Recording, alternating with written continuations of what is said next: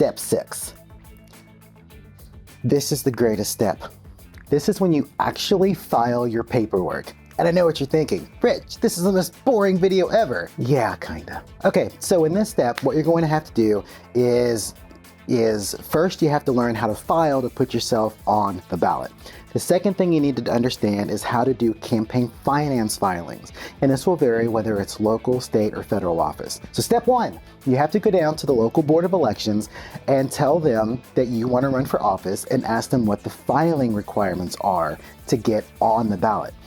Because there's ballot and campaign finance, you want to make sure you go over ballot access first. Understand in detail what the rules are for who can sign your petition, if a petition is needed, to run for office, how you file, what the rules are. Then fill it out while you're there as a practice run, just in case. Now, if you're going to require petitions or a certain number of signatures, you want to go over the details as to how signatures are counted and whatnot. Does it have to be an exact match? Can it be someone else in the household? Do they have to be registered for your political party in order to count? Like in Ohio, for example, a registered Republican and someone who is not partisan registered can sign petitions to put you on the ballot. But if you're running a Republican petition and a registered Democrat signs it, it will not count. Okay, and you have to keep that in mind. Then you need to discuss exactly how many signatures are the minimum and what the maximum are.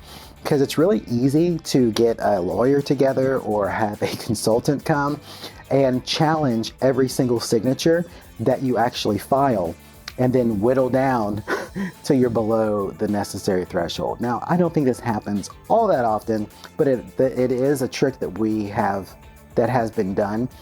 Especially if somebody needs 50 signatures and they turn in 51, you better believe we're going to challenge that. But if they turn in 150 signatures, I mean, I'm not going to stand there and do that. I mean, if somebody wants to pay me to stand there and try to do that, but at some point you're just being ridiculous.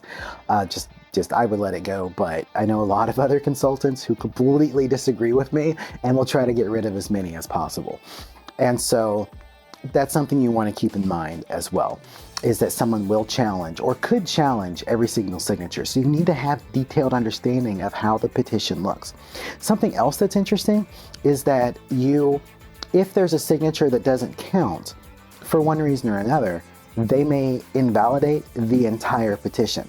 So if the petition has 48 signatures on it and one of them is wrong, then they may throw out the entire thing and now you lost 48 signatures.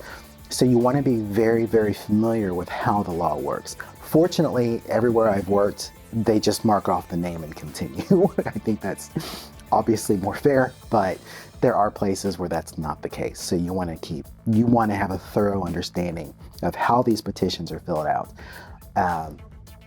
First, you want to have a thorough understanding of how the petitions are filled out, who is allowed to circulate a petition, and then how an individual voter who you know is able and qualified to fill out the petition needs to sign it. So these are things you got to know or you're gonna have problems. The second thing you need to know about filing for office is what the party rules are.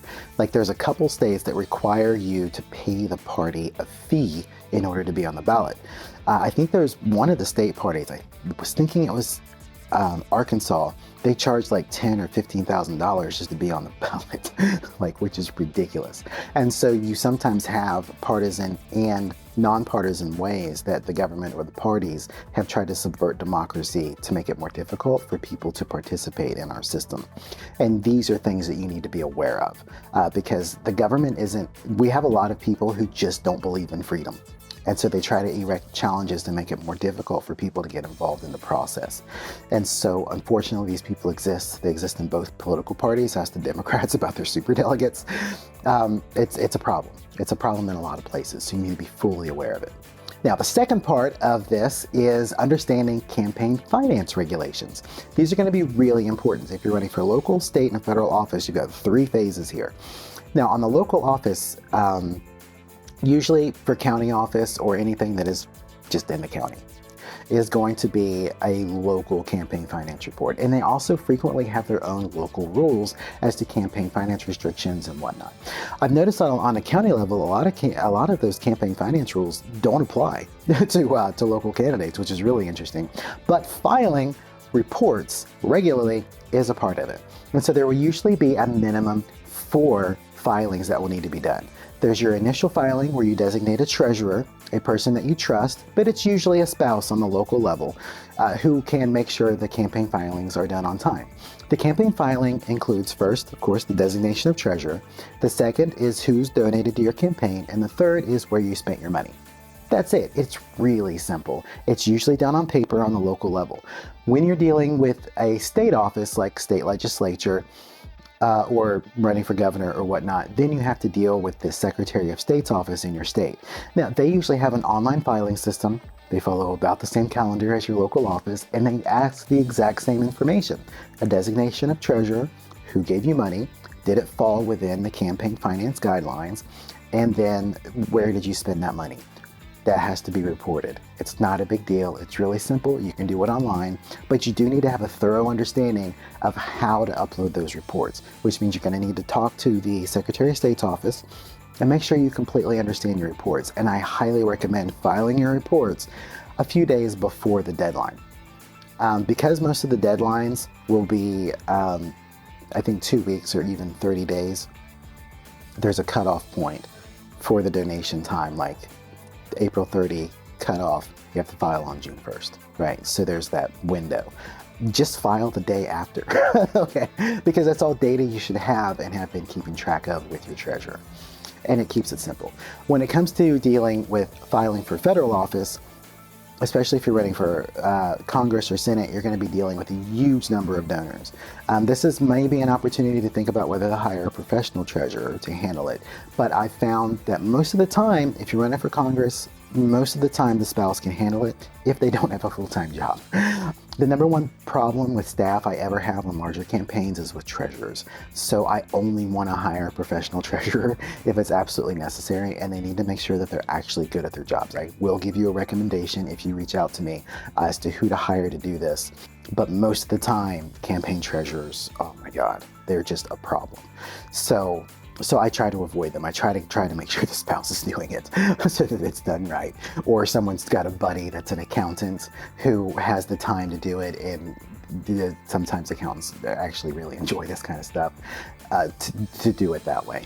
But these are all things that you can do. The FEC has its own hotline that you can call and you can ask them questions, but you need to have a thorough understanding of the time and when to upload reports. And if you just do it before the deadline, you will not have any problems. Now, the great thing is, for all the filings, when it comes to campaign finance filings, if by some chance you make a mistake or it's a day late, there's a $50 fine. It's not a criminal offense and no one's going to come for you, but it can be bad PR for your campaign if there's a slow news day, like if they don't have anything significant to talk about, which they usually don't on the local level. So a media reporter may actually report that your thing was a day late, and then your opponent will go and campaign on it because they've got nothing else to say that day because they're petty and kind of. So yeah, local politics is the worst. I can't hate local politics. It's so much easier to do national stuff. But anyway, so save yourself the trouble and make sure this is done on time. And so filing is really simple. It is really easy to do. You just need to make sure that you have a thorough understanding of how the paperwork works. And you just have to stop what you're doing on the campaign. Now that you've got your campaign plan, you decided to run, and you need to spend a few days to thoroughly understand that. And be sure to leave questions that you have for me in the comments, and I'll do my best. If I need to make another video, I'll be glad to do that. So good luck on the campaign.